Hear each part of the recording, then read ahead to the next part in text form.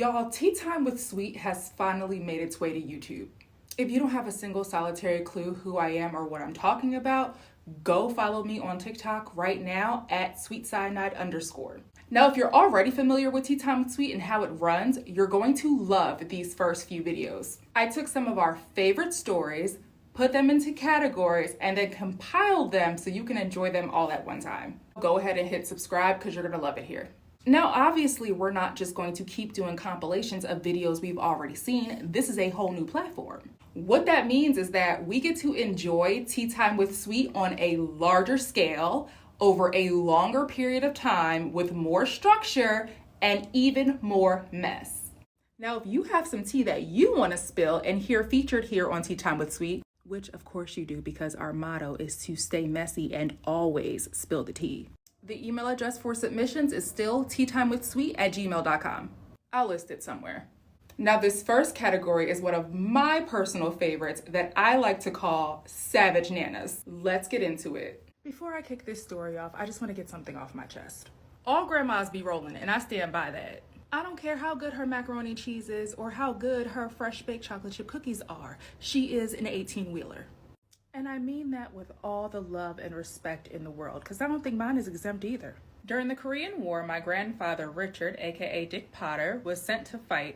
While he was gone for 2 years, my grandmother, Rita, got remarried secretly and even had a daughter named Teresa, who she gave to her best friend when she heard her husband was coming home.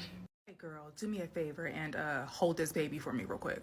It is very clear to me from reading these stories that when these men went off to war, these wives had no intentions on them living and coming home. Poor Pop can't even get his foot out the door good. Grandma's already running around town with the neighbor guy. A few months after he got back, she got pregnant with my Aunt Linda, who looks exactly like the first daughter, Teresa. And a few years later, she had my dad, Michael, who also looks nothing like Richard. Poor Pop Richard, because I don't think none of these kids are his. Where you been at, Nana, and don't say bingo. Fast forward to 3 months ago when my mom and I are clearing out some stuff from our garage and we found a box of china. We were going through it when we found a note that said, "Congratulations to you and Sam on your wedding day. Love, your best friend." And realized the china we were looking at was wedding gifts for her second marriage that nobody knew about except for us now. Ma'am, do you know how slick you gotta be for your family to have no idea about your second husband? Usually the tea is grandma was married before and never got divorced or something like that. I have no idea what happened to the second husband or if my grandfather knew about it, but I'm almost certain her kids aren't from the blue-eyed Polish man since both kids are olive skin tone with brown hair and eyes. She reminds me of the grandma who had the baby with the red-headed banker. You ain't gotta tell the truth, them phenotypes will. And say the phenotype doesn't give you away. You take the secret to your grave, and now your daughter is married to her half-brother. We already know you're fast, Grandma. Do what you can to spare the children. Anywho, child, stay messy. And always spill the tea. Okay, so when my dad was 16, he got a birthday card from a guy saying, "Hey, bud, I'm your real daddy." And this had the family up in arms because he very much already had a daddy who had been paying child support for 4 kids, including my dad, over 16 years. So my grandma told my dad's brother to return the card, and they did. Okay, so fast forward to 2016 and 18. My dad gets a phone call from his real dad, and they figure out he really is his real dad, and the grandpa I grew up with has no idea. Grandma will have to come up with my refund. Turns out my dad isn't the only one with a different daddy. My grandma told my dad's real dad that only one, the first out of 4, were not the first one out of 4, Jesus. But we should have been new because my uncle is literally Puerto Rican with a red-headed brother, a blonde-headed brother, and a blonde sister. So his daddy started spilling tea and told us who all the real dads were. The fact that he knows who all the real dads are, like, Grandma, why was you pillow talking all your business? I'm telling y'all right now to go get a drink.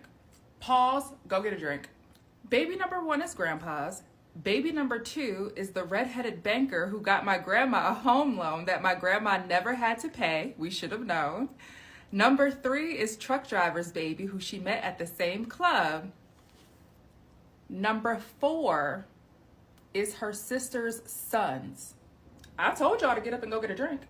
I was with grandma on the banker. Like, I'm not mad at that. She got a whole house. But like, ma'am, why are you sleeping with your nephew? My brain can't even comprehend how y'all are seeing people you know are related to you in that light. I'd like to think it's because I'm not sick. Hold on, so which one of these men is your daddy's daddy? Your granddaddy knows about that banker. He knows about that banker. Because how we get this house and we don't have no mortgage payment? Because I'm assuming this was during the time when men paid all the bills. Did he pimp your grandma out for a house? I think he did. Haha, it's me, the one who watched the baby shower brawl. I'm back again, this time my dad's side.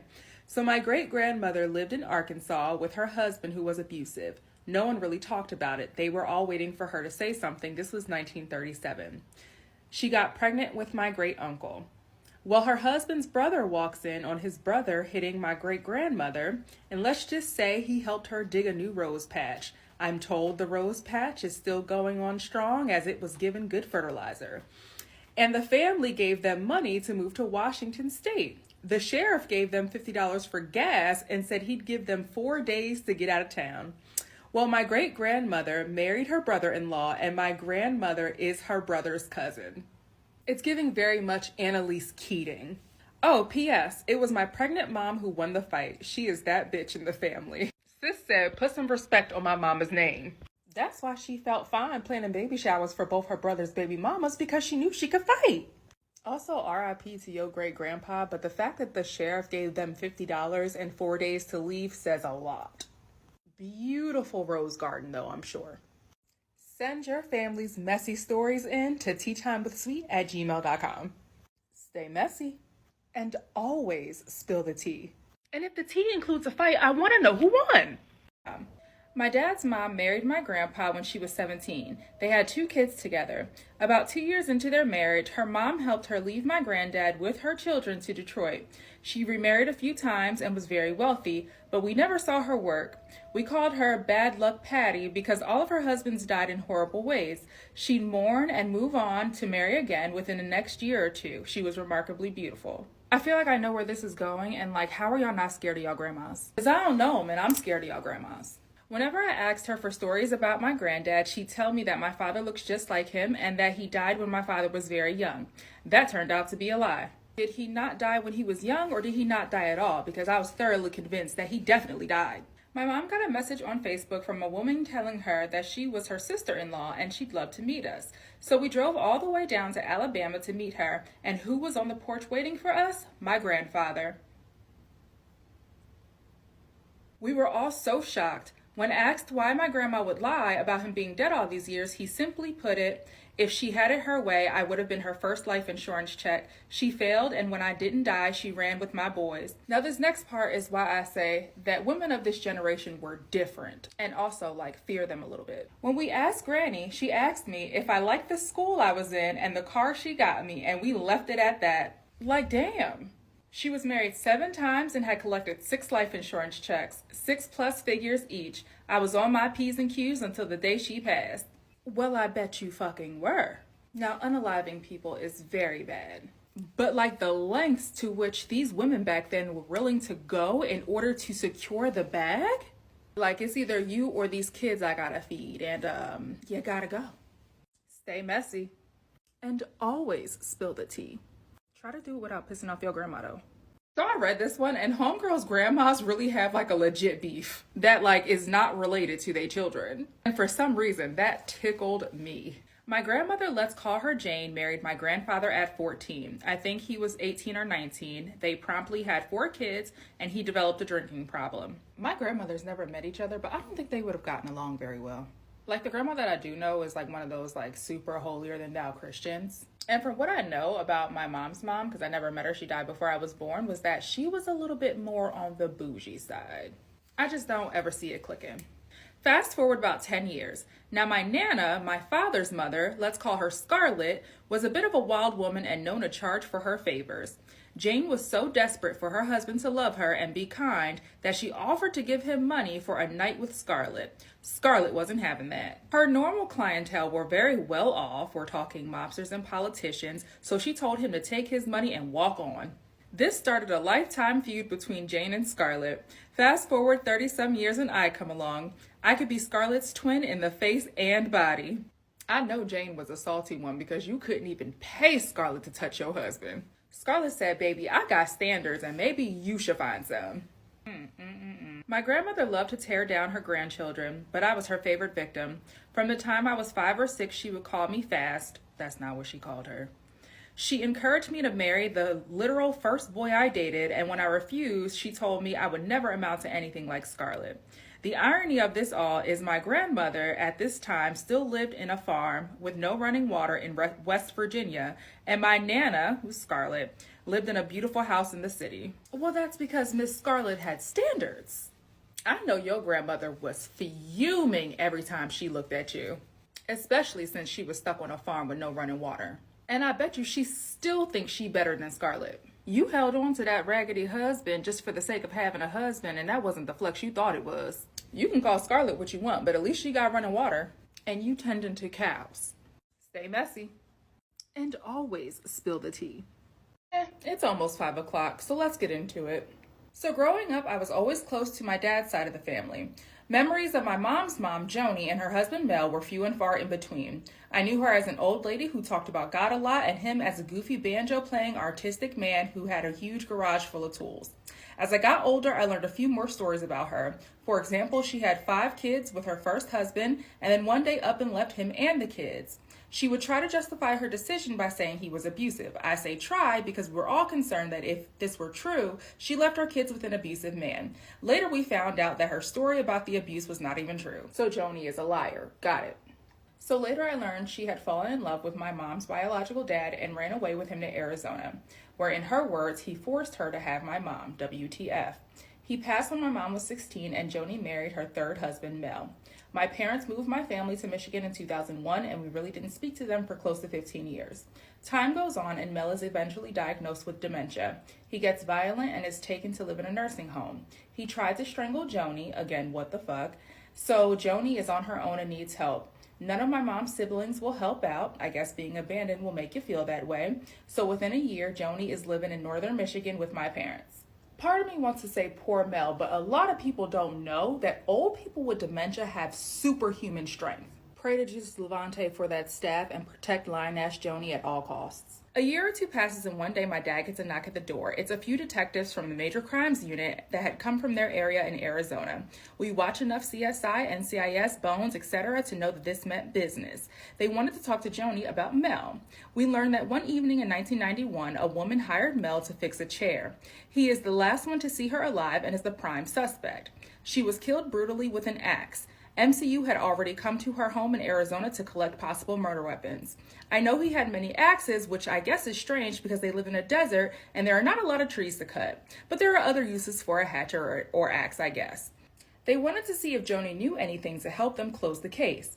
Good old drama-loving Joni gave them just enough information to make them think she knew something, but not enough for them to do anything about it. Major Crimes continued to call her and my parents periodically asking if she had any information till she passed on July 10th, 2021. She took the secret to her grave.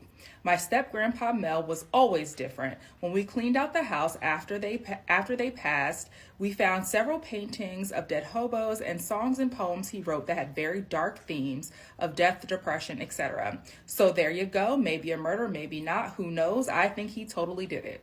And so do I. Mel had him a ride or die, though. Word to Joni. I've never done anything illegal, and still, if a major crimes unit knocked on my door, I would lose my shit. I would confess to every progress report I hid underneath the couch cushions. Stay messy. And always spill the tea. My great-grandmother had 4 kids. None of them belonged to the man I knew as my great-grandfather. None of them had the same father either. The 2 oldest have the last name Jones, but that's just a name my great-grandmother picked out the sky. Can you do that?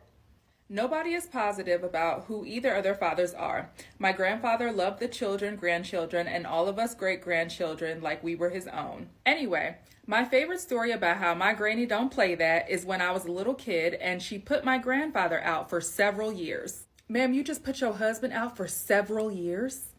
Like when we say several, what are we talking about? One day I come home from school and he's home. As a kid, I think nothing of it. Come to find out, he moved in with another woman in Oregon, and when my great-granny found out, she called and told him to come home, and he did just that. They were together until they both passed, and they are now laid to rest together. I know that's right, Granny. He has sis fucked up. Sir, this is a punishment, and you out here gallivanting with some hoe in Oregon. Bring your ass back home. Stay messy, child. And always spill the tea. Y'all want to hear about somebody's auntie grandma? It's almost 5 o'clock, and let's be honest, my face could be making you do way worse things than day drink. So here we go. My family has always been dramatic as fuck. However, it wasn't until I was in high school that I started to realize just how bad it is. May of my 9th grade year, my mom's mother passed away. While at the funeral, one of my mother's aunts pulled her aside and told her she was sorry that my mom and her mother were not very close, to which my mother replied, "What do you mean?" And the aunt spills the tea. Are we ready to discuss how aunts are just messy? Because they always accidentally spill in some tea at some inappropriate time, like they weren't a part of the family and didn't know that you didn't know said thing. My mom was born very prematurely, and when the doctor told her mother that, her parents had her committed for treatment of the baby blues, also known as shock therapy. Upon her release, when she came home to her mother holding a new baby, they told her it was her sister, not her daughter. That's what my mom's mom died thinking. So I had to ask for clarity because I'm like, hold on, I thought y'all were at your mom's funeral. But those two were actually raised as sisters. So her mom was raised by her grandparents as her mother's sister. And then when her grandparents got older, her sister raised her, but not as her daughter, as her little sister. So when her mom died thinking that was her little sister the whole time. And aunt came and was like, nah, that was your mom. I feel like there was a way better way and time to do that. And I'm not saying that we should choose violence against our family members, but I don't know. So remember, stay messy, always spill the tea. And yes, there's tequila in here. So my uncle did an ancestry DNA test out of curiosity. Why do y'all keep doing that? He didn't find any family on their dad's side, but got a message from a lady saying she thought he was her uncle's son. My uncle was so confused that he asked my dad and their brother to take tests as well. He thought there was some sort of glitch or something. There was only one that came back showing he was actually the child of my grandmother's husband. None of them have the same father, and there's speculation that the first uncle's twin sister didn't even share a father with him, but did with my dad. The twin sister's son did an ancestry DNA test, and the family that showed up for my father showed up for him as well. So the twin sister of my uncle may have been the only full sibling my dad had. Y'all know what? I told y'all grandmas be rolling. I don't care what nobody said. Strict Southern Baptist, conservative, it don't matter. Like, ma'am, don't say nothing to me about how my dress or my skirt is too short when your twins don't even got the same daddy. Like, with all due respect that you tell me I'm not gonna get with my tight pants, I don't wanna hear it. Inbox is very chaotic, so it's smoke for everybody. Let's start in 1957. My mom was adopted at birth in Washington, D.C. Her birth mother was young when she had her. My mom's biological grandmother waited until her mom fell asleep and gave my mom to the nurse who raised her until she passed. When my grandmother woke up, her mom told her the baby died. My great-grandmother sent the nurse money monthly for 16 years. Did you meet her in the parking lot at the end of her shift? I just feel like babies are somewhere on that list of things you're not allowed to accept from patients and their families. My mom was raised in New York. She and my oldest sister moved to D.C. with my mom's sister. This is where she met my dad. They moved to Columbus, Ohio, had my middle sister, then to Cincinnati, and my mom got pregnant with me and had me in New York. My mom always knew she was adopted and had tried finding her birth family. Her adoption was sealed, and we believe it was illegal because her biological grandmother had connections. Up to this date, the only person my mom had connections with was her mom's sister. When I was 10, my middle sister and I went to Disney with our dance team. My dad, my mom, and niece went to DC to try to meet her biological mother. They go to the address, and her biological grandmother was there and says her mom's not there. They leave, and the next day my dad decides to go back. They go, and just so happens her biological mother, grandmother, and aunt are there. The aunt tells my mom's grandma, "You need to tell the truth." She's the only one who knew. The grandma goes on to tell my mom's mom that this was her daughter and she had never died. That was the last time my mom saw her mom. After that, my mom searched for her biological dad, no luck. A messy auntie using her powers for good. We love to see it. Fast forward to 2018, her biological aunt calls and tells her she has 5 brothers and her dad's name. My mom felt complete. Then we find out that her dad died in 2008, not knowing my mom existed. 2021, we buried one of her brothers, and my mom is still hurt because she isn't being accepted much by her biological family on the dad's side and only her aunt on her mom's side. Sad part is, I've always dealt with the hurt from not knowing any of my grandparents. My dad's parents died before I was born. My grandpa killed my grandma. My biological grandmother doesn't want anything to do with us, and my biological grandfather died not knowing us. It's a lot to take in. I thought I was the only one who felt a way about not having grandparents. Like, I've had one grandparent my entire life, but my mom's parents died before I was born too. Your mama has every right to throw hands with her grandma. You killed me off at birth. Catch the fade with all due disrespect. Honestly, I would just embrace the auntie and keep it pushing because grandma's spirit sound like it is not right and never has been. And y'all do suspect that the adoption was illegal. Find that fraudulent paperwork and send her evil ass to jail. Like, why would you alter your grandchild's life like that? But also, like, why would you do that to your daughter? You looked her daughter in the face and told her her baby was dead and allowed her to live with that grief forever. She pissed me off. Stay messy, child. And always spill the tea. So this isn't an uncle, daddy, cousin scenario, but it's pretty wild. Christmas time around 2005-ish, I'd say, my mother and cousin pulled together to make my grandmother a big framed family tree. It started with pics of my great-grandparents at the top and then went down the line of everyone's kids. Anyways, while making this, they originally planned to put my great-grandparents' marriage license in this piece. It was huge, like 5 feet tall, 3 feet wide. My great-grandma was a very conservative, fundamentalist Christian textbook. If you asked her, she was a virgin until she married, and my great-grandpa was her one and only. So they go to the county clerk's office, and this is all behind her back, of course, for a Christmas surprise. And after about 2 hours and a lot of confusion later, find out that my great-grandma had a whole damn husband before my great-grandpa. And this was 55 years later, so no one knew until the name on the marriage certificate wasn't her maiden name. The even more fucked up part is the marriage to the first husband only lasted a few months, and her story was that he just took off and disappeared in thin air. She married my great-grandpa very shortly after, had lied this entire time about the actual year they got married, and come to find out, my grandmother was conceived before the wedding. I'm not saying I've heard of such a thing, but I'm not saying that I've never heard of such a thing. So either my grandma isn't my great-grandpa's child, or she had some premarital affairs. They've all since passed away, and after that one day that it got brought up and hashed out, it was a forbidden topic, and even my mom is sadly gone now, so it remains a mystery. Okay, first off, I'm very sorry for your loss. But also, grandmas be rolling too. Don't nobody know how to lock it up and throw away the key like somebody's grandma. They be giving Harry Potter and the Chamber of Secrets, Pandora's box. Go through their paperwork and you might find the lost city of Atlantis. Remember, if you have some mess you want to share, teatimewithsweet@gmail.com.